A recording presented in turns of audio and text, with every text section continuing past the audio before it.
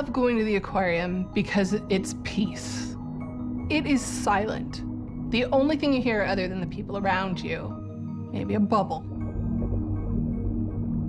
There's one part with the kelp forest, and they sway back and forth and up and down, and it's just, you get lost in it.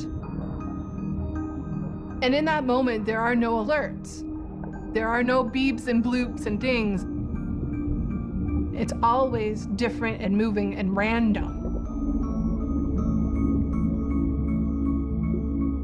And it's not like staring at a screen.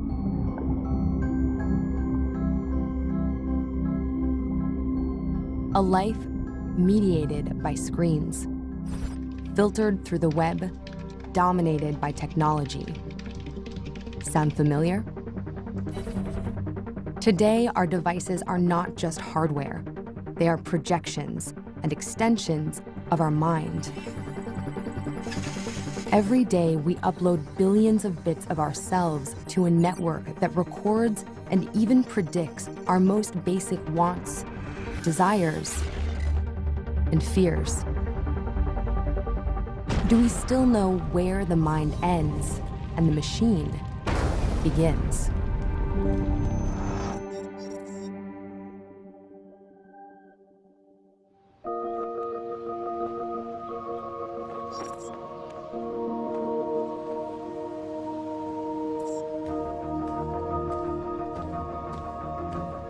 My total time in the military in Iraq was 3 years, and then close to 4 years in Afghanistan.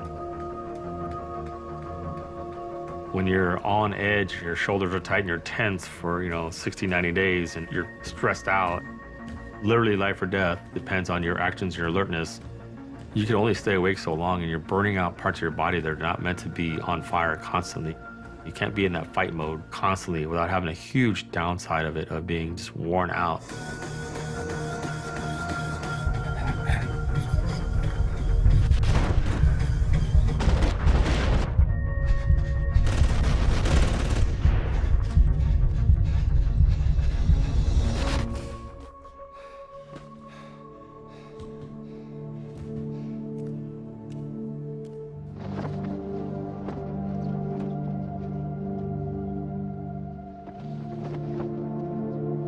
When he came home, he was moody. He was irrational. He was horrible to be around. So angry. He couldn't even drive a car without screaming at someone with my kids there. He's always planning an escape route. It's a summer day, and we're burning up sweating, and you can't have the front door open because there could be a sniper out front waiting to take us all out. Who thinks like that? Normal person doesn't think like that. It was a horrible transition for me. Just sitting there looking at the mundane, cartoons, kids, diapers. I was checked out. I was a zombie. Like, what am I doing here? I begged him. Like, let's just go to couples counseling. Let's see if they can help us. I could not do the talk therapy.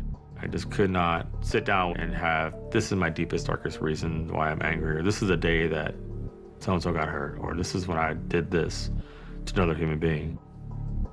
For Chris Merkle, talking about the war didn't help. There were no words to describe the horrors he'd seen, much less process them. Desperate to heal his mind of the psychological shrapnel of war, he is going to relive its hell, virtually.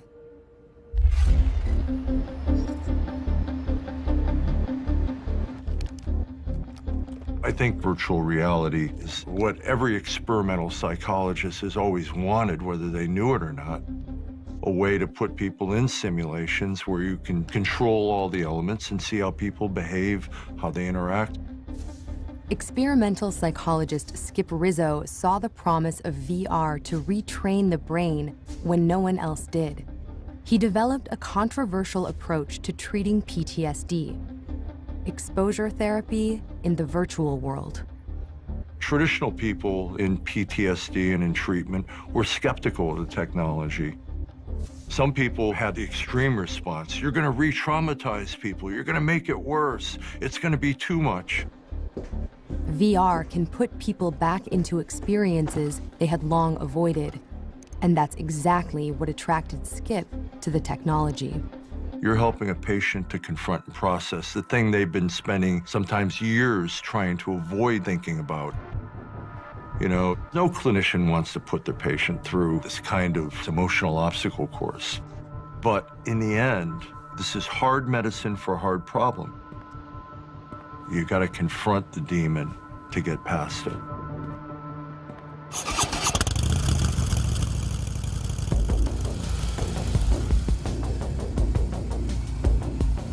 Confronting demons and critics.